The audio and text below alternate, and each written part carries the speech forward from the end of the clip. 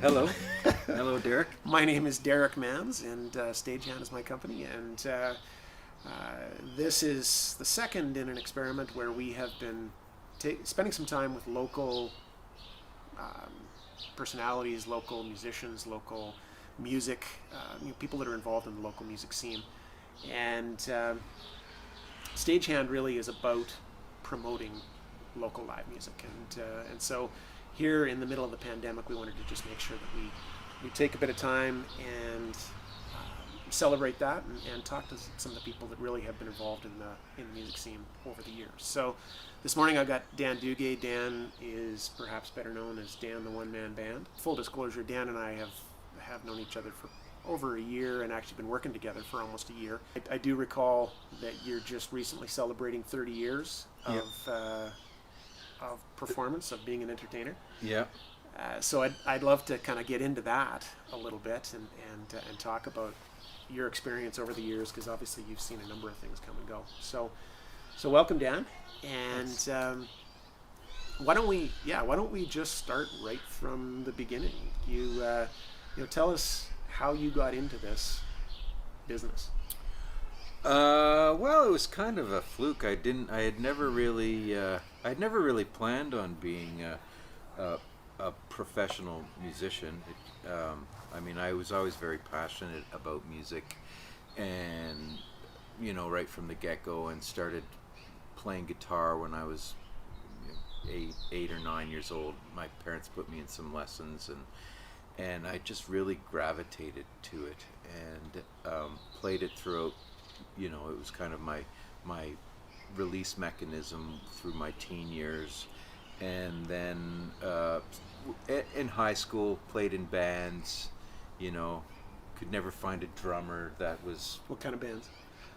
They like basically cover bands. I remember playing like Lynyrd Skynyrd and the Stones and that kind of thing, and I had a buddy who lived just around the corner from me, and he played guitar as well, and we started playing. We would get together once a week, and he was really good at singing harmonies, and kind of started to develop that. And then when I was in university, we started just doing coffee houses and open mics and that sort of thing.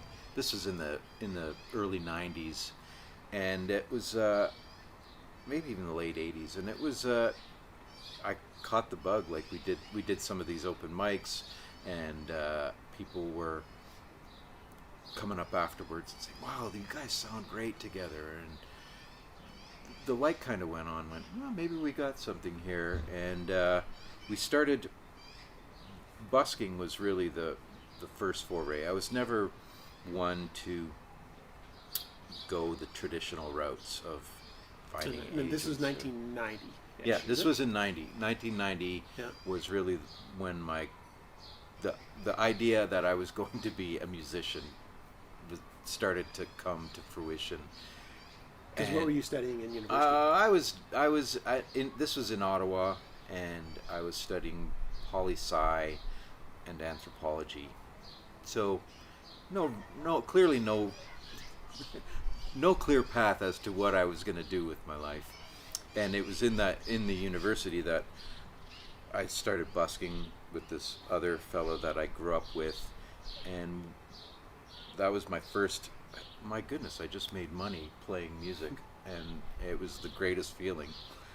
And so, not very long after that, the concept of being a one-man band came up. I had another friend that I had grown up with.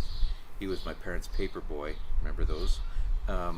And he was a musician, and we had played together as well. A lot of my early connections in life were with people that played music. I have a friend that I've had since grade 5, and he was a drummer, and we used to get together and play music in his basement all the time. And so this fella, he had built a one-man band contraption, and it started busking. And he came to me and he said, "Dan, if you want to do busking, you should really think about building this one-man band contraption, because it just attracts more people, and if you attract more people, you make more money." And so as I was starting my busking career, the idea of being self-contained was really appealing to me. As well, it's hard to keep bands together. Not that I really had the foresight of what I was going to do or how long this was going to be, but once I just made that decision to strap a drum onto my back and stick bolts into my shoes, it was the clouds parted, and it just I was always an entertainer more than a musician. I was an entertainer. I loved making people laugh. I was the class clown many years. My mom would say he would try to charm the teachers rather than work hard to get good grades. He would charm the teachers so that they would give him good grades. And Did it work? I don't know if it worked. I mean, I wasn't a terrible student, but I certainly, I just always was I don't know if it was because I grew up watching all these sitcoms, Gilligan's Island and Get Smart and all these TV shows.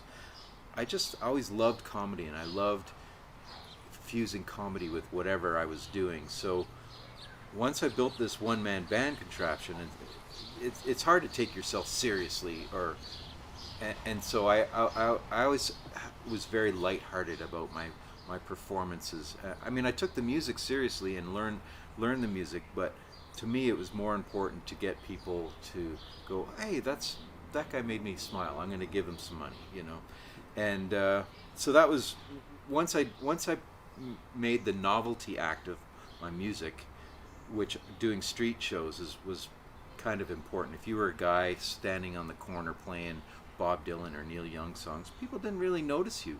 But if you were a guy standing on the corner with a drum on his back and harmonica and guitar and singing Like a Virgin, people noticed you, and just even saying that makes you smile. Which when back in those days when street performance was really prominent, especially in Ottawa, like we had the Byward Market, which had a very robust street performing community, as well as there was Spark Street, which is at the pedestrian mall there, had a robust community. You needed something that was going to set you apart, because you're trying to grab somebody's attention as they're going on with their day. And so that was always paramount in my mind, was trying to get that person that wouldn't normally stop for a street musician, but they look at what I'm doing and go, that's interesting. And then they see how hard I'm working, stomping around, playing all these things, and people were like, man, I got to give this guy money, like he's just working so hard. So that was Ottawa. How'd you get to Calgary? Well, it was, I kind of took a roundabout route. I had done some traveling for a few years, and then was looking at somewhere to settle in Canada. I hadn't really thought about settling. It was just a place to be in Canada. And I had traveled through Calgary a few times, and I always got a good vibe from this place. And I definitely, we're talking about the 90s again, and Ottawa was not in a good position financially, and Ontario wasn't in a good place financially. And so coming out here, I noticed right away that my guitar case was heavier at the end of the day than it was in Ottawa. So there was that. This was in '95, I came to Calgary, and back then Eau Claire Market was had a lot going on. The weekends were very busy, and they allowed indoor street performing, which there wasn't that many places in Canada that you could do that. And so it was great, because I could work rain or shine 364 days a year, and so my work week was essentially Friday, Saturday, and Sunday. I would go down to Eau Claire and play. I would also play on Stephen Avenue, which is a pedestrian mall, during the good weather. Princess Island was so the busking scene of Calgary was definitely something that attracted me to this city initially. So you said once or twice, you talked about, back then or in those days. So I'm assuming that's changed. Like the the ability to make a living as a street performer, as a busker, or to go down to Stephen Avenue, or to Eau Claire. Yeah. So what? I guess I'm just curious. What has changed in your mind? Why is that? Not what it used to be? Well, I mean, if you're thinking about what the '90s were like, there was no cell phones. Everybody had money in their pockets. You know, I like to say that I came out serendipitously. I started my busking career when the Looney was brand new. It came out in '87. The Toonie came out in '92 or '93.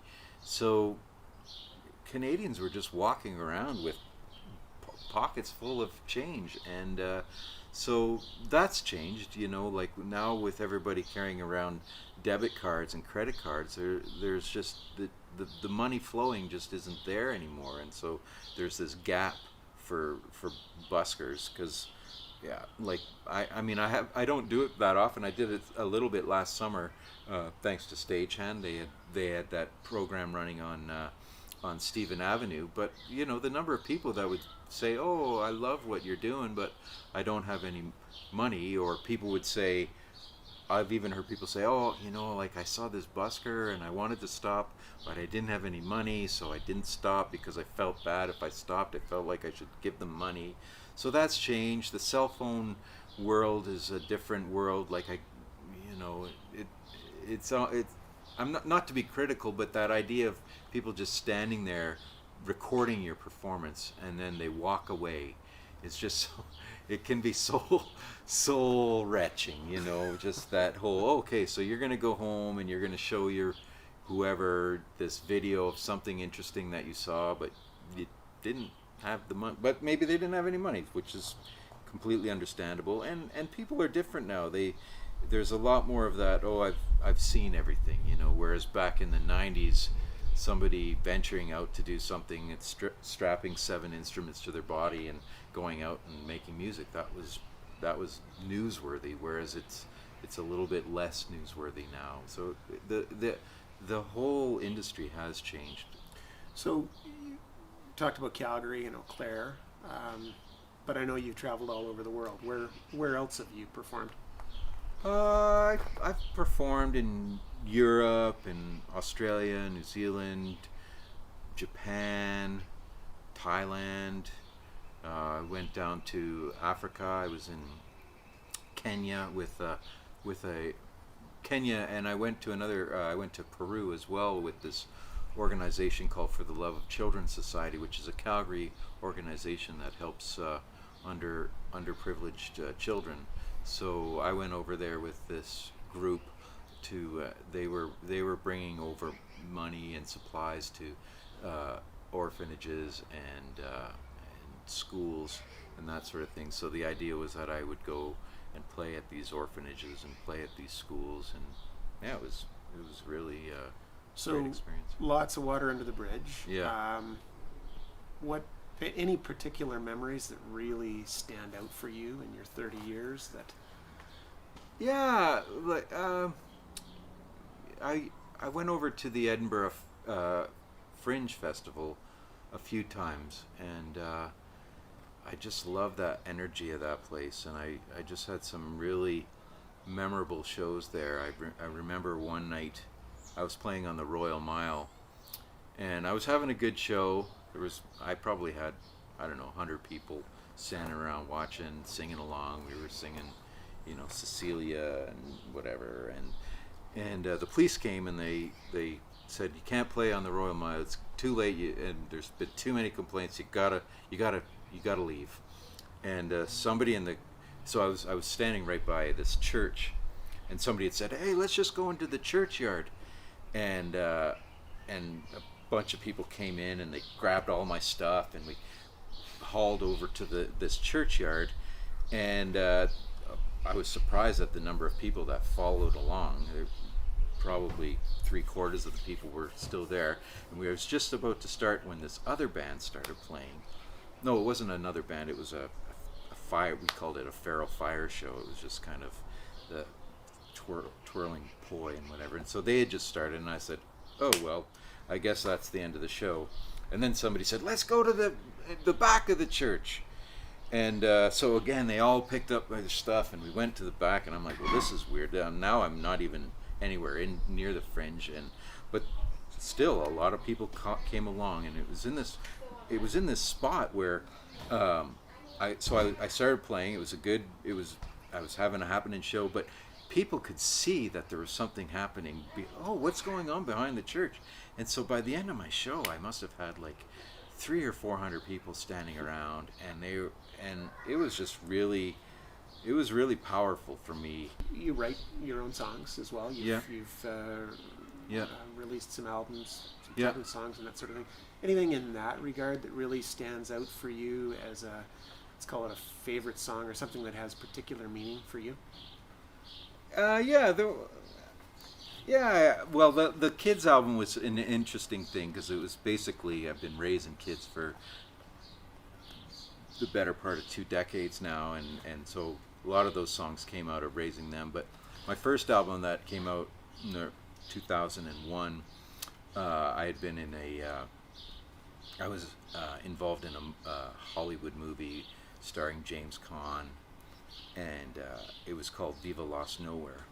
And they sent me even though I didn't have a speaking part in the movie, I was hired as Johnny the one-man band, and but they sent me the script, so I wrote a song based on the script for the movie, and it ended up turning out. It ended up turning out very well. The concept in the movie was that there was this small town in the middle of nowhere that was going to become popular as a tourist destination because it was the middle of America. It was the same distance to the Atlantic Ocean as it was to the Pacific Ocean, and so they were going to do that. And so I basically just went through the script and wrote this song, and I've been playing that one for 20 years what's it now. called? It's called Viva Lost Nowhere. Oh, that's called Viva Lost Nowhere. Yeah. So can we find that on? Yeah, it's available on iTunes and Spotify. And what about the movie? Is that still out there? Well, the movie, unfortunately, the movie, there was a lot of groundswell about it, and then it came out as Dead Simple, so it didn't even have the same. It had a different working title. Okay. And it came out. It showed at the Calgary Film Festival, which was cool. It was down at the Globe Theatre. That was fun, but it really it was kind of one of those straight to video type movies. I actually ended up making some residual money from that. I got paid well to be in the movie, and then I would get these SOCAN checks every 6 months, and it was playing in Poland and all these random places, and I still have people, I caught your movie. I'm only on the screen for I think like 4 seconds, but my song is the song I played in it was played, and they didn't use the song that I had written for them. I ended up playing a different song that's also on the album. It was a weird one. It had like James Caan, who's a big star, Patricia Richardson, who was the mother on Home Improvement, if you remember that sitcom. Daniel Stern, who was one of the bad guys in Home Alone, was in there.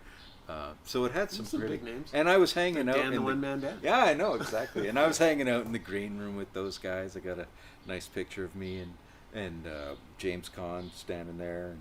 Was that here in Calgary? Yeah, Blackie, Alberta. Okay. Just out by High River there. Yeah. So last question, answer it however you want. What does live music really mean to you? What does it represent to you? Music is about culture. It's about community. It's a sharing of an experience. Traveling as much as I have, music, as cliched as it is the universal language, and you're hard pressed to find people that don't have an appreciation for music, and I just find like it's just part of our DNA. Music is part of the human experience, and live music just kind of brings that all together. Awesome. That's a great way to leave it. So Dan, I appreciate this, and Yeah, it's been it's been been great working interesting. with Yeah, you thanks. over the last year as we sort Likewise. of try to figure things out, and obviously the pandemic has made things doubly challenging to sort of navigate. But Yeah. it's always great to hear people's story, and Agreed. wish you all the best. And obviously, we're going to continue to work together over the next while. So thanks again. Thanks, Derek. I appreciate that. And I appreciate Stagehand.